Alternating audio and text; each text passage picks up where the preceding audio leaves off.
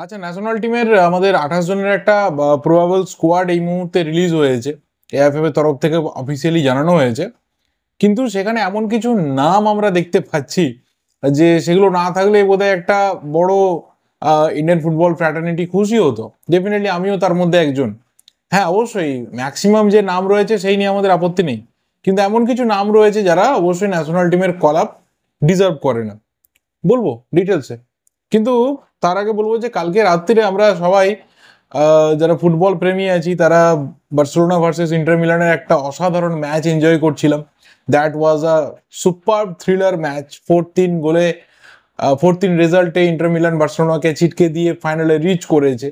But তার বাইরে যে আসল খেলা আমাদের এখানে হচ্ছিল সেটা আমরা অনেক পরে জেনেছি। যে ইচ্ছেটা অনেক দিন ধরে আমাদের মনের মধ্যে ছিল যে যে আঘাতটা পাকিস্তানের বুকে আনতে হবে সেটা আমাদের ইন্ডিয়ান ন্যাশনাল আর্মি ফাইনালি করেছে।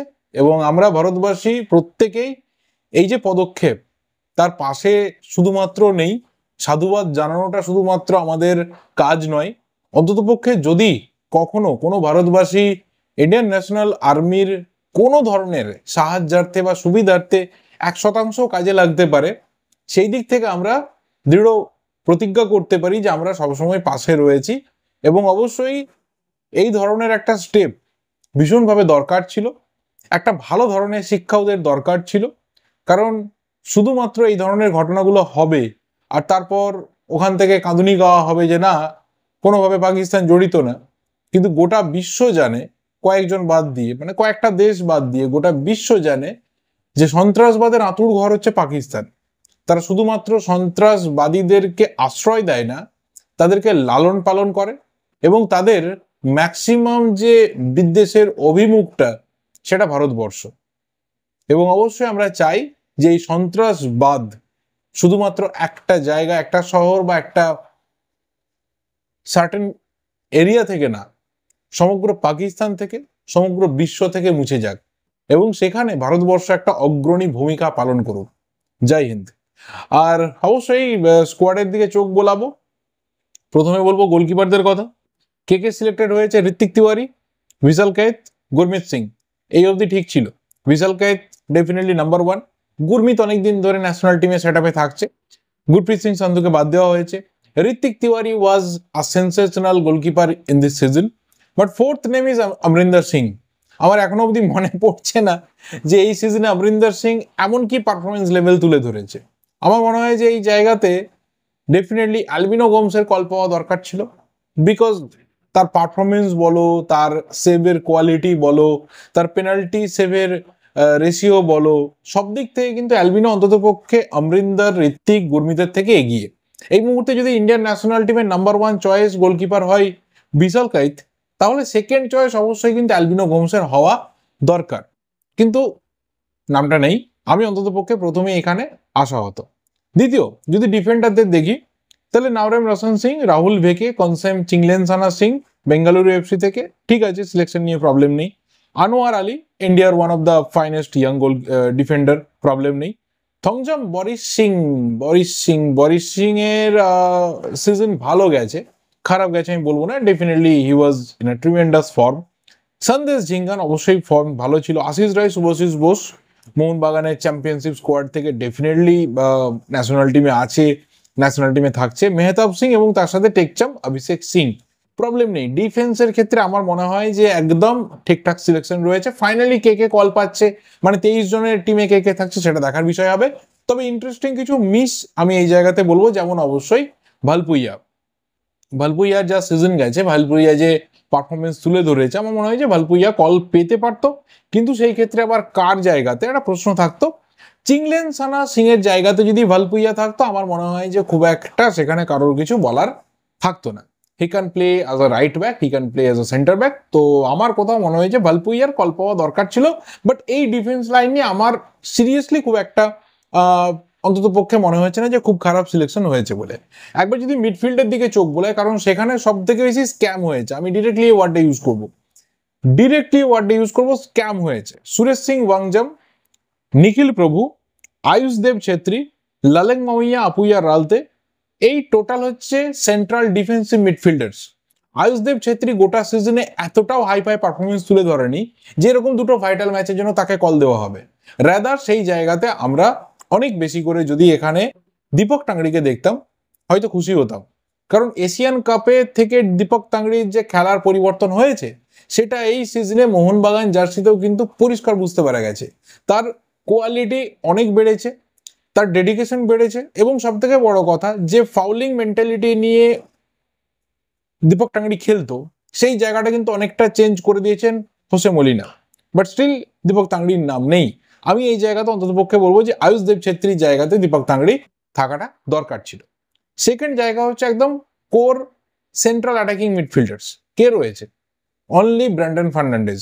এই জায়গাতে দাঁড়িয়ে যদি কোনো একজন ডিফেন্সিভ মিডফিল্ডারের পরিবর্তে আমরা সাহাল আব্দুল সামাদকেও দেখতাম, যে ঠিক আছে চলো দীপক টাংরিকে ডাকা হলো না, আয়ুষদেব ছেত্রীর পরিবর্তে সাহাল আব্দুল সামাদকে প্রয়োজন ছিল, বাট সাহাল আব্দুল সামাদ এই টিমে নেই। একমাত্র অফিসিয়ালি ব্র্যান্ডন ফার্নান্ডেজ হচ্ছে একমাত্র অ্যাটাকিং মিডফিল্ডার।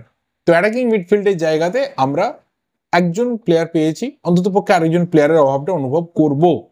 যদি একবার উইং এর দিকে তাকাই তাহলে দেখবো সেখানে রয়েছে লিস্টন, আশিক এবং তার সাথে নাওরেম মহেশ সিং। তিনজনেই কিন্তু লেফট উইঙ্গার বা লেফট মিডফিল্ডার।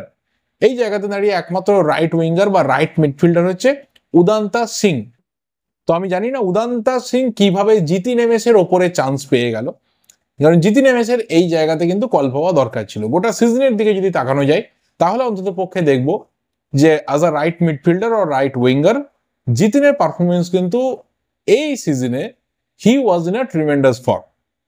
এবং আমার মনে হয় যে উদান্তার এই যে কলটা বা আয়ুষদেব ছেত্রীর যে কলটা, এটা ম্যানুয়েল মার্কোস রোকা তিনি তার বায়াসনেস থেকে করেছেন, আমি এটা বলতে বাধ্য হচ্ছি। ডেফিনেটলি তার হয়তো গোয়ার জার্সিতে এই প্লেয়াররা ভালো পারফরমেন্স করেছে, কিন্তু ওভারঅল যখন একটা ইন্ডিয়ান ন্যাশনাল টিমের সিলেকশন হচ্ছে তখন সেই জায়গাতে আয়ুষদেব ছেত্রী বা উদান্তা সিং কল পাওয়ার মতো জায়গাতে নেই, 100% নেই। বাট স্টিল তারা সেই কলটা পাচ্ছে। আমরা সারপ্রাইজিং একটা মিস দেখছি যে অনিরুদ্ধ থাপার মতো প্লেয়ার নেই এই টিমটাতে, সেইভাবে কোনো হোল্ডিং মিডফিল্ডার নেই যে বলটা অন্ততপক্ষে হোল্ড করবে। অনিরুদ্ধ থাপা কিন্তু সেই কাজটা করতো, বল হোল্ড করা, ভালো পাস দেওয়া, ক্রস বাড়ানো। আমার মনে হয় যে আমার কোথাও অন্ততপক্ষে অনিরুদ্ধ থাপাকে ওই রোলটাতে দেখতে পেলে অনেক বেটার হতো। তবে হ্যাঁ, নিখিল প্রভু কল পেয়েছে, এটা ভালো লাগছে।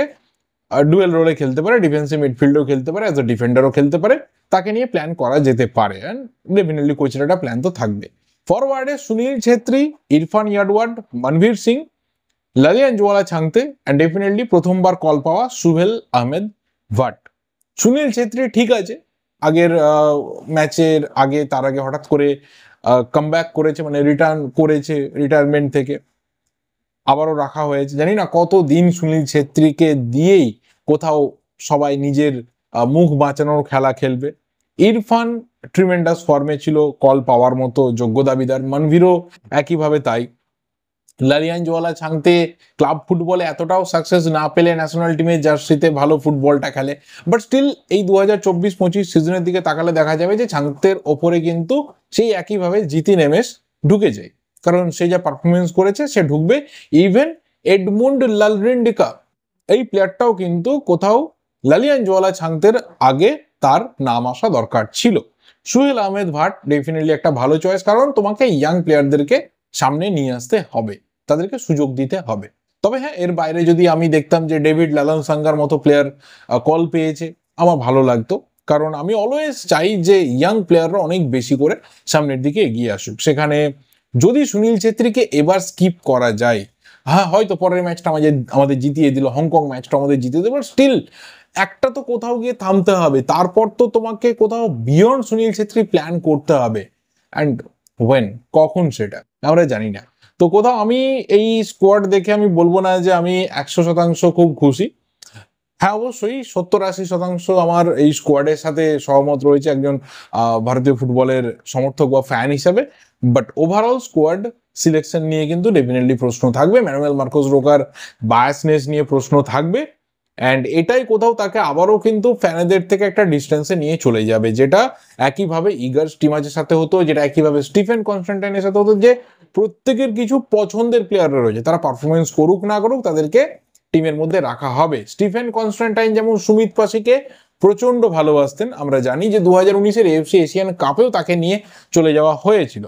তার পারফরমেন্স, তার ট্র্যাক রেকর্ড খুবই পুয়ার, এবং এর বাইরে অনেক সিলেকশন ছিল, খুবই পুয়ার সিলেকশন, বাট স্টিল সেটা আমাদের একটা সাকসেসফুল কি বলবো টুর্নামেন্ট ছিল। আমরা যথেষ্ট ভালো পারফরমেন্স করেছিলাম, একটুর জন্য আমরা নকআউটসে যেতে পারিনি। একইভাবে ইগার স্টিমাচ, রাহুল ভেকে, এই নিয়ে অনেক বিতর্ক হয়েছে, এবং বর্তমান সময়ে মানুয়েল মার্কোস রোকার সাথে পার্টিকুলার তো কোনো প্লেয়ারের সেই এটা নেই, কিন্তু এফসি গোয়ার প্লেয়ার হলে যে একটা আলাদা অ্যাডভান্টেজ পাওয়া যায় এটা তিনি দেখিয়ে দিয়েছেন। তো এর বাইরে আর কোন কোন প্লেয়ার তোমাদের মনে হয় যে মিসিং, যাদের থাকা দরকার ছিল কিন্তু তারা কল পেলো না, অবশ্যই কমেন্ট করে জানিও। বাট খুব একটা ইয়াং প্লেয়ারদের নাম বলো না।